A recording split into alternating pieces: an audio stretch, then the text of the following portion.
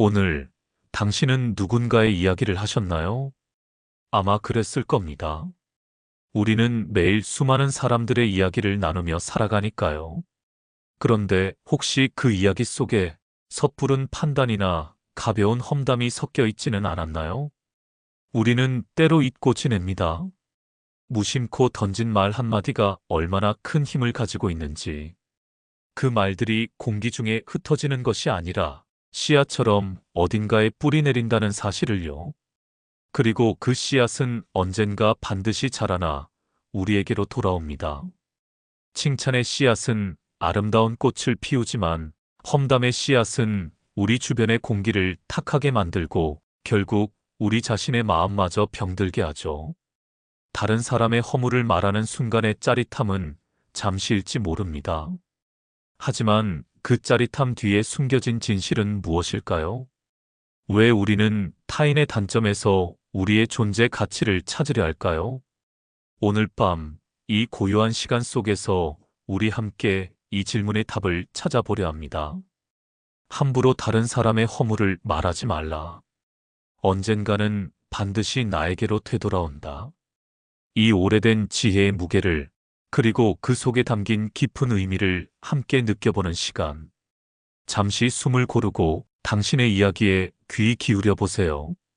당신이 무심코 던진 말 한마디가 먼 훗날 부메랑처럼 돌아와 당신의 마음을 찌를 수도 있습니다. 그때 가서야 깨닫게 되죠. 아, 괜히 그 사람 이야기를 했구나. 하지만 이미 늦어버린 경우가 많습니다. 우리의 말은 마치 씨앗과 같습니다. 어떤 씨앗을 뿌리느냐에 따라 다른 열매를 맺게 되죠. 칭찬과 격려의 말은 따뜻한 햇살 아래 무럭무럭 자라나는 꽃처럼 아름다운 관계를 피워냅니다. 하지만 험담과 비난의 말은 어떨까요? 그것은 마치 독초의 씨앗과 같습니다. 처음엔 잘 보이지 않습니다. 그저 작은 재미, 잠깐의 흥밋거리로 여겨질 뿐입니다. 그러나 시간이 흐르면 그 독초는 점차 뿌리를 내리고 잎을 틔웁니다. 그리고 마침내 우리 주변의 공기를 탁하게 만들고 관계를 시들게 하는 독을 뿜어내죠. 우리가 누군가의 허물을 말할 때 우리는 그 사람의 존재 자체를 독초의 씨앗으로 바라보는 것과 같습니다. 그 사람의 단점만을 부각하고 그 이면의 노력과 아픔은 보지 않으려는 태도죠. 이런 태도는 결국 내 마음속에 부정적인 그림자를 들이웁니다. 타인을 향한 비판과 판단은 결국 나 자신의 시야를 좁히고 세상을 삐뚤어진 필터로 보게 만듭니다.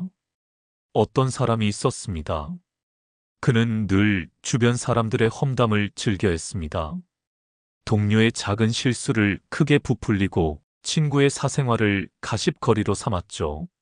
사람들은 처음엔 그의 이야기에 귀 기울였지만 시간이 지나자 그를 멀리하기 시작했습니다.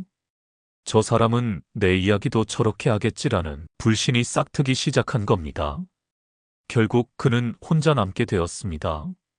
누군가의 허물을 말하는 순간의 짜릿함은 잠시였지만 그 결과는 영원한 고독으로 남게 된 것입니다. 이처럼 험담은 부메랑과 같습니다. 던지는 순간의 즐거움은 잠깐이지만 돌아와 나에게 상처를 주는 순간은 생각보다 뼈아프죠.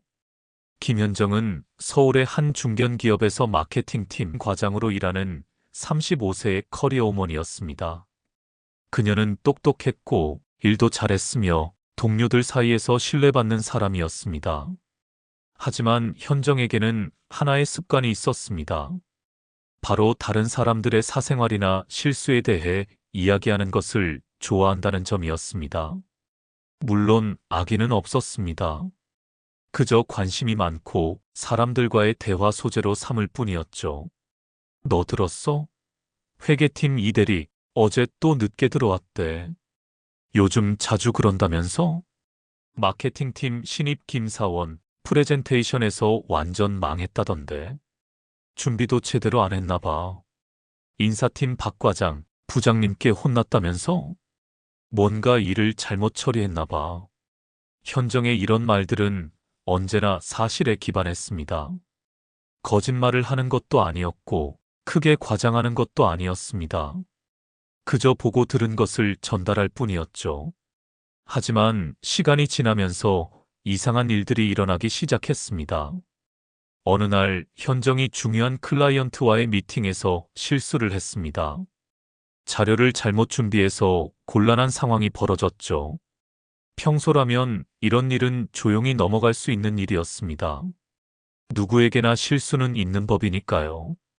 그런데 다음 날 현정은 사무실 곳곳에서 자신에 대한 수군거림을 들었습니다.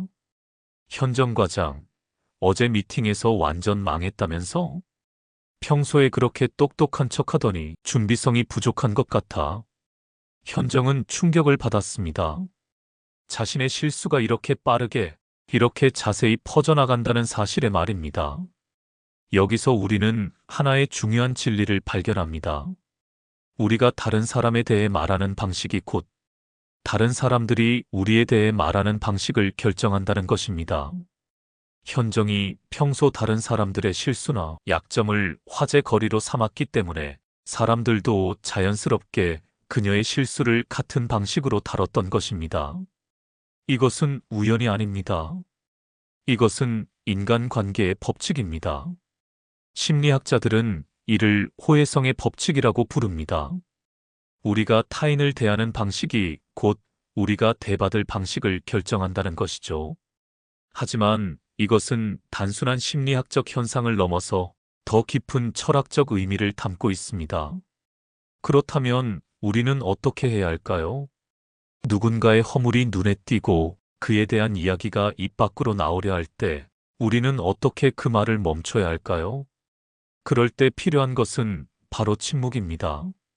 무조건적인 침묵이 아니라 이해를 위한 침묵입니다.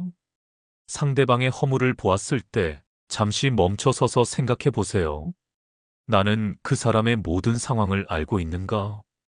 그 사람이 왜 그런 선택을 했는지, 그 배경에는 어떤 아픔이나 고민이 있었을까? 어쩌면 우리가 보는 것은 그 사람의 삶이라는 거대한 퍼즐의 아주 작은 조각일 뿐일지도 모릅니다. 우리는 그 작은 조각 하나만으로 전체를 판단하는 오류를 범하고 있는 것일 수 있습니다. 침묵은 타인을 향한 존중이자 나 자신을 향한 배려입니다. 섣부른 판단과 험담으로 나를 오염시키지 않겠다는 다짐이죠. 그 침묵의 시간 속에서 우리는 비로소 상대방의 입장을 헤아려 볼 수 있는 여유를 얻게 됩니다. 그리고 그 여유는 결국 우리 삶을 더 풍요롭게 만들어줍니다. 다른 사람의 단점을 묵묵히 이해하려 노력하는 태도는 결국 나 자신의 단점마저도 너그럽게 받아들일 수 있는 힘을 길러주기 때문입니다. 말이란 무엇일까요? 고대 그리스의 철학자들은 말을 로고스라고 불렀습니다. 이는 단순히 음성이나 문자가 아니라 우주의 질서이며 존재의 근본 원리였습니다. 우리가 입으로 내뿜는 모든 말들은 보이지 않는 에너지가 됩니다. 이 에너지는 사라지지 않습니다. 물리학의 에너지 보존 법칙처럼 우리의 말도 형태를 바꿀 뿐 소멸하지 않습니다. 다른 사람의 허물을 말한다는 것은 부정적인 에너지를 세상에 내보내는 것입니다. 이 에너지는 공기 중에 떠돌다가 언젠가는 반드시 우리에게로 되돌아옵니다. 마치 부메랑처럼 말이죠. 실제 부메랑이 던진 사람에게 돌아오는 이유는 무엇일까요? 그것은 회전하면서 생기는 공기역학적 힘 때문입니다. 부메랑의 독특한 형태와 회전은 공기의 흐름을 바꾸고 이것이 곧 복귀하는 힘을 만들어냅니다. 우리의 말도 마찬가지입니다. 우리가 내뱉는 말들은 보이지 않는 사회적 공기역학을 만들어냅니다. 다른 사람의 허물을 말하는 습관은 우리 주변에 특별한 에너지장을 형성합니다. 사람들은 무의식적으로 이런 에너지를 감지합니다. 그리고 같은 방식으로 반응하게 됩니다. 이것이 바로 말의 부메랑 효과입니다. 불교에서는 이를 업이라고 표현합니다. 우리의 모든 행동, 모든 말, 모든 생각이 씨앗이 되어 언젠가 열매를 맺는다는 가르침입니다. 특히 말에 대해서는 구업이라는 개념이 있습니다. 입으로 짓는 업보라는 뜻이죠. 다른 사람을 비방하거나 허물을 말하는 것은 악한 구업을 짓는 것이며 이는 반드시 자신에게 되돌아온다고 가르칩니다. 도교에서도 비슷한 가르침이 있습니다.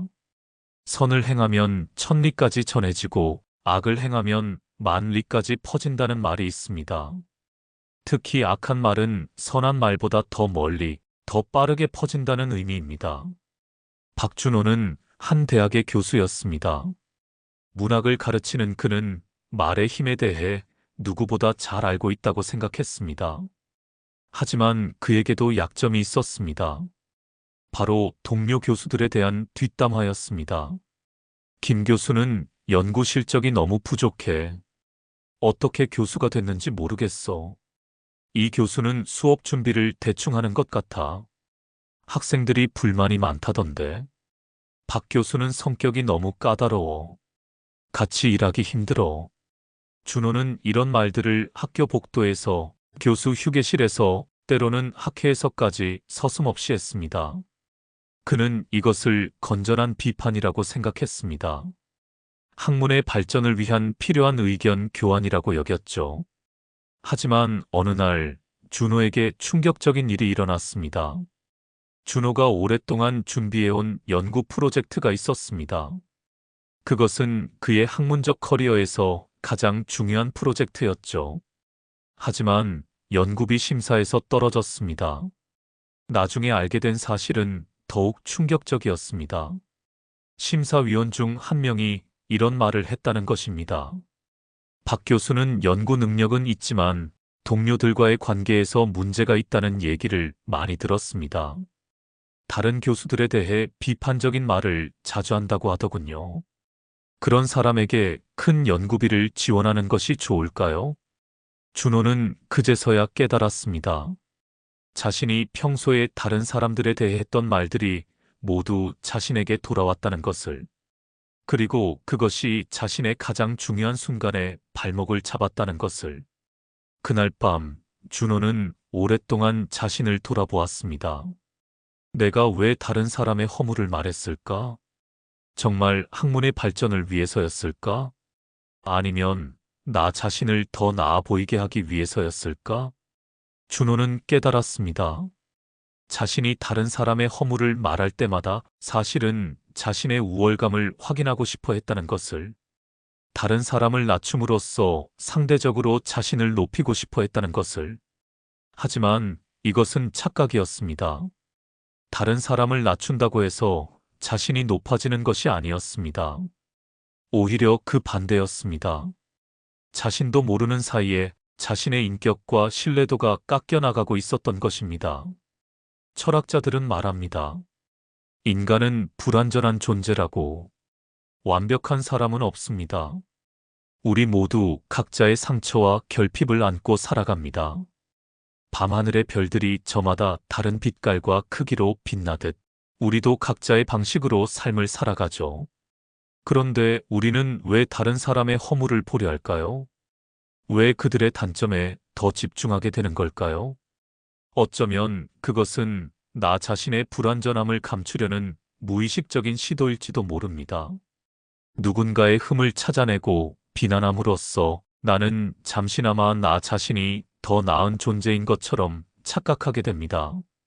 그러나 이것은 스스로를 속이는 행위에 불과합니다. 타인의 허물을 깎아내린다고 해서 내 삶이 더 빛나지는 않습니다. 오히려 그 반대입니다.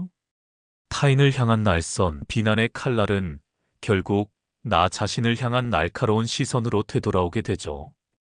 험담은 관계를 파괴할 뿐만 아니라 자존감마저 갉아먹습니다. 남의 흠을 들추는 습관은 결국 나 자신의 부족함에 대한 불안감을 끊임없이 키워냅니다. 타인의 단점을 말할수록 내 안의 그림자는 점점 더 커지는 역설적인 상황이 발생하는 것입니다. 인간관계에는 묘한 순환 법칙이 있습니다. 타인의 허물을 말하는 순간 우리는 눈에 보이지 않는 부채를 집니다. 그 부채는 시간이 지나면 비슷한 형태로 우리에게 청구됩니다. 왜 그럴까요? 첫째, 평판의 교환 법칙 때문입니다. 사람들은 그가 다른 사람을 이렇게 말한다면 나에 대해서도 언젠가 말하겠지라고 생각합니다. 그 순간 신뢰의 거리는 멀어집니다. 둘째, 심리적 투사 때문입니다. 우리가 타인의 허물을 들추는 이유는 종종 내 안의 그림자를 외면하기 위해서입니다. 하지만 의식 속 깊은 곳에서 그 그림자는 결국 나를 향해 돌아옵니다. 다른 사람의 허물을 알게 되었을 때 우리는 세 가지 선택을 할 수 있습니다. 그냥 모른 척하기, 때로는 침묵이 가장 지혜로운 대답입니다. 좋게 말 바꾸기, 허물 대신 장점을 이야기하면 대화의 온도가 달라집니다. 나에게 비추기, 혹시 나도 비슷한 모습은 없는가? 스스로를 돌아보는 계기로 삼기. 타인의 허물에 쉽게 입을 여는 사람은 결국 신뢰를 잃습니다. 반대로 타인의 이야기를 지켜주는 사람은 시간이 지날수록 존경을 얻습니다. 말은 입에서 나오는 순간 이미 주인이 없습니다. 하지만 그 말의 책임은 끝까지 나를 따라다닙니다. 우리는 모두 허물을 가진 불완전한 사람들입니다. 그렇기에 서로의 허물을 덮어줄 때 세상은 조금 더 따뜻해집니다. 그리고 그 따뜻함은 언젠가 힘든 순간에 우리를 감싸줄 따뜻한 손길이 되어 돌아옵니다.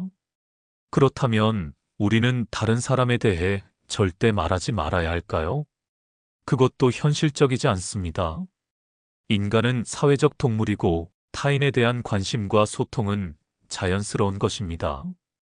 중요한 것은 어떻게 말하느냐입니다. 허물이 아닌 가능성을 보라. 김대리는 일을 못해가 아니라 김대리가 더 잘할 수 있도록 도와줄 방법이 있을까? 비판이 아닌 이해를 구하라. 왜 저 사람은 저럴까? 가 아니라 저 사람의 상황을 이해해보자. 뒷담화가 아닌 직접 소통을 하라. 다른 사람에게 말하기 전에 당사자와 직접 대화할 수 있는지 고려하라. 해결책을 함께 찾아라. 문제를 지적하는 것에서 그치지 말고 함께 해결책을 모색하라. 결국 다른 사람에 대한 우리의 말은 우리 자신의 거울입니다. 우리가 다른 사람의 허물을 말할 때 우리는 세상에게 이런 메시지를 보내는 것입니다. 나도 이런 식으로 평가받아도 괜찮다. 나의 약점과 실수도 이렇게 다뤄줘도 상관없다. 하지만 우리가 다른 사람을 이해하고 격려하고 도우려 할 때 우리는 세상에게 다른 메시지를 보냅니다. 나도 이해받고 싶다. 나도 격려받고 싶다. 나도 도움받고 싶다. 그리고 세상은 정확히 우리가 요청한 대로 응답합니다. 오늘 하루 당신은 다른 사람에 대해 어떤 말을 했습니까? 그 말들이 언젠가 당신에게 되돌아온다면 당신은 기꺼이 받아들일 수 있습니까? 만약 망설여진다면 아직 늦지 않았습니다. 지금부터라도 다른 사람의 허물보다는 가능성을 보십시오. 비판보다는 이해를 구하십시오. 뒷담화보다는 직접 소통을 하십시오. 문제 제기보다는 해결책을 함께 찾으십시오. 그러면 언젠가 당신이 실수하고 넘어질 때, 당신이 약해지고 힘들 때, 당신도 따뜻한 이해와 격려, 그리고 도움을 받게 될 것입니다. 이것이 바로 말의 부메랑입니다. 우리가 던진 말들이 다시 우리에게 돌아오는 인생의 아름다운 법칙입니다. 함부로 다른 사람의 허물을 말하지 마십시오. 언젠가는 반드시 나에게로 되돌아옵니다. 대신 다른 사람의 좋은 점을, 가능성을, 희망을 말하십시오. 그것도 언젠가는 반드시 당신에게로 되돌아올 것입니다. 오늘도 당신의 입에서 나오는 모든 말들이 세상을 더 아름답게 만드는 씨앗이 되기를 바랍니다. 그리고 그 씨앗들이 자라서 언젠가 당신에게 아름다운 열매로 돌아오기를 바랍니다. 오늘 밤 우리는 함부로 다른 사람의 허물을 말하지 말라는 지혜의 말을 다시 한번 마음에 새겨봅니다. 우리가 던진 말은 반드시 돌아옵니다. 누군가의 단점을 헐뜯고 비난하는 말은 결국 우리 자신의 삶에 불신과 고독이라는 그림자를 들이웁니다. 반면 침묵하고 이해하려 노력하는 말은 우리 삶의 평화와 신뢰라는 빛을 선사합니다. 이제 창밖에 빗소리가 잦아들고 밤이 깊어갑니다. 오늘 밤 당신의 마음속에 어떤 씨앗을 뿌릴지, 어떤 열매를 맺고 싶은지 조용히 자신에게 물어보세요. 그리고 기억하세요. 당신의 말 한마디 한마디는 당신이라는 사람을 비추는 거울이라는 것을요. 다음에도 더 깊은 공감을 나누는 이야기로 찾아뵙겠습니다. 이 영상이 도움이 되셨다면 꼭 구독과 좋아요 버튼을 눌러주세요. 댓글로도 여러분의 생각을 나눠주세요. 어떤 이야기든 환영합니다. 여러분의 댓글 하나하나가 다른 시청자들에게도 큰 힘이 될 거예요. 앞으로도 일상에서 실천할 수 있는 지혜와 철학, 감동적인 이야기들을 계속 들려드릴게요. 다음 영상에서 만나요. 별책룸이었습니다.